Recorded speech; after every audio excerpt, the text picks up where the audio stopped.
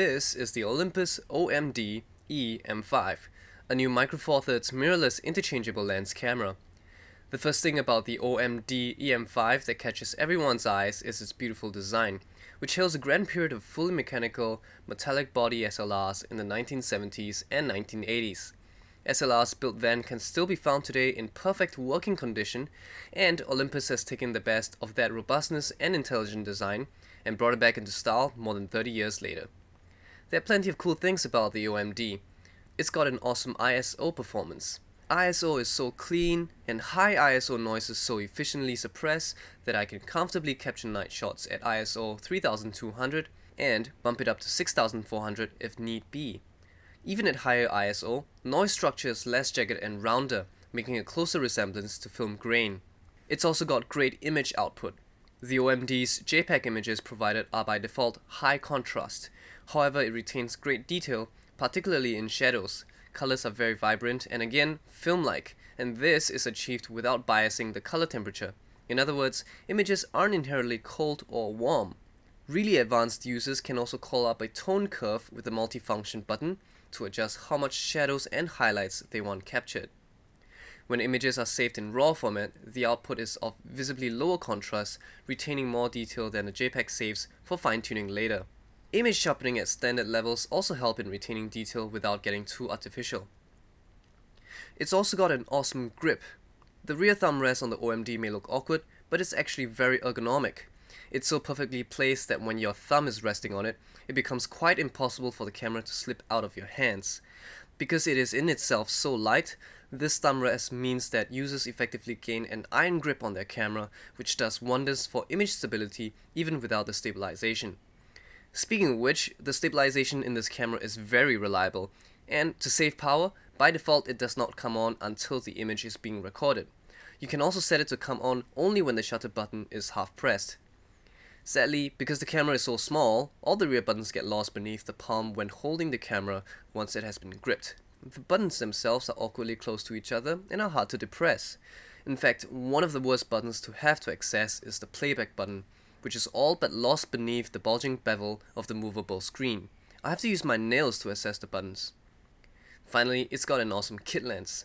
The OMD can be purchased as a body only, or paired with the Zuiko Digital ED 12-50mm 1:3.5 to 6.3 lens. It's got a very versatile focal range for general use, providing 19 to 79 mm in 35mm equivalent terms, and allowing for large landscapes to decent close-ups at medium telephoto length. Combined with the already stellar sensor and processor in the OMD, this is one of the best kit lenses you will find out there, producing amazingly sharp images at maximum aperture. However, that is also the most painful part of the lens.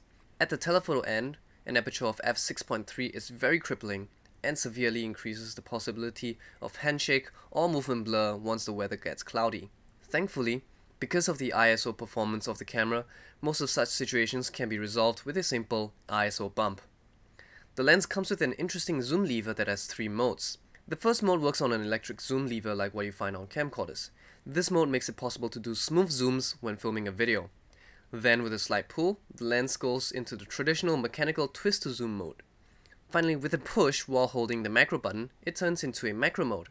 This mode locks the zoom all the way in and limits the maximum aperture at 6.0.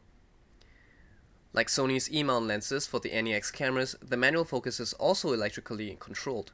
All these electronic parts are the key to the lens weather sealing and should also greatly increase the longevity of the lens lifespan. Autofocus is mostly fast and virtually silent, something not usually found in kit lenses in the interest of keeping costs down. The camera requires a lot of time when you first start with it for you to understand and run through each and every function in the menu to customize the camera entirely to your shooting style. This can take a good chunk of your day or a week if you deal with it bit by bit. But once you get it over with, you will have a camera that has been completely bent into the unique little shape you prefer. You even have the ability to completely turn the screen off and just use the electronic viewfinder to compose your shots. That's ideal for a serious photographer because it saves more battery and, for once, the electronic viewfinder is actually good enough to use. It can be set to a higher frame rate to behave just like an optical viewfinder and can immediately show any effects you are applying over the image. It's a huge pity for me that I can't accept the camera button layout, it's just way too cluttered for my liking. But in almost all other areas, the OMD dominates in its own unique style. It will be interesting to see how Olympus moves after this. It's won a huge victory with the E-M5. Will it double up the stakes with its next product, or will it rest on its laurels? And that's it for this episode of Gear65. Be sure to subscribe to our YouTube channel at youtube.com/65bits and visit our website at www.tech65.org for more awesome tech content.